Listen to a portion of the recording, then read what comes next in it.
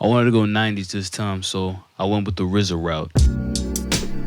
This is me just building on the scene from scratch, adding each instrument as I go along. Sometimes I get an idea for a beat, you know what I mean? I just get the feeling of a certain kind of beat, you know what I mean?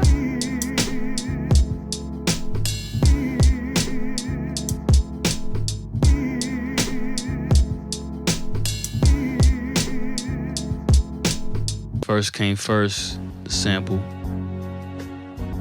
I was fucking around with about 2 or 3 samples before I finally got the one that I wanted to use, so it took a little minute. It also made me realize it's not what you sample, it's how you sample it. Now, considering the fact I just said I was going through 3 different samples and I just found the right one, yeah, sometimes what you sampling, you may not hear something in that moment that you're specifically looking for, so then you'll just keep cycling through until you hear what you are planning to put on the piece of the canvas.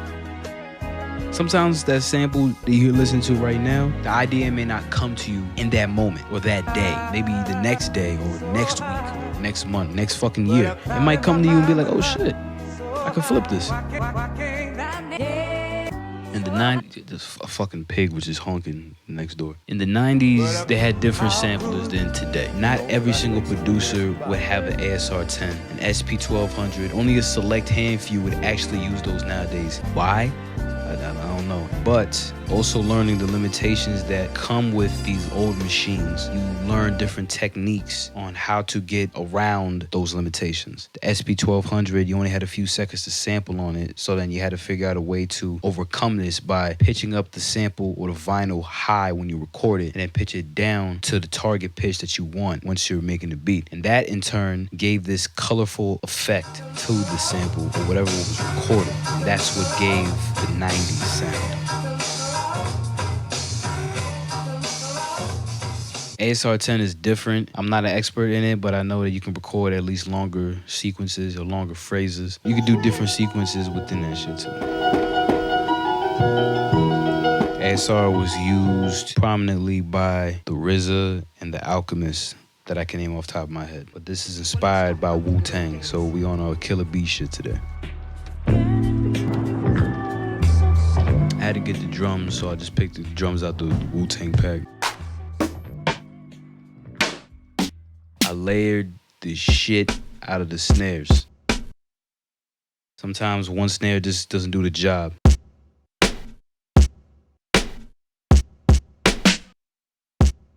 Layering is important. Like I said in the previous video, how I make my beats, I basically just fuck around on a push. I don't hit record. The record button, this button right here, I never hit it. I only hit this, the square button. That's all I need. I never had to hit the record unless I was recording vocals. If you haven't noticed by now, I also got an album out at the God's Leisure. It's in the channel, in the link in the description on Bandcamp. Go ahead, give it a listen.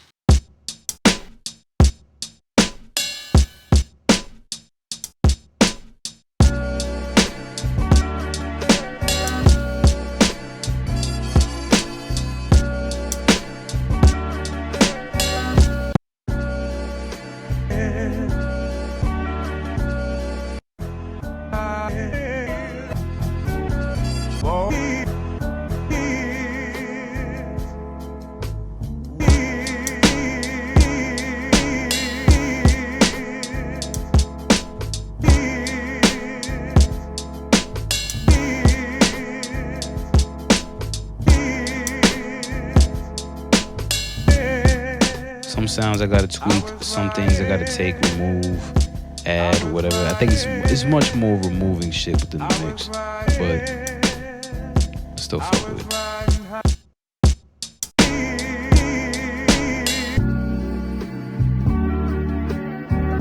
The technology of how to use the boards and how to do all of that, you know, and that's like basically where we started our foundation of music from.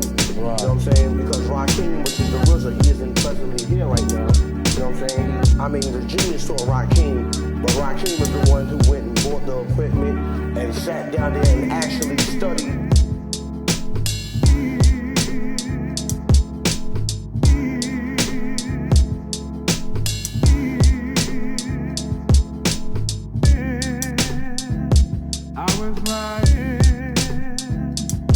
was riding, I was riding, I was riding, I was riding, I was riding, I was riding.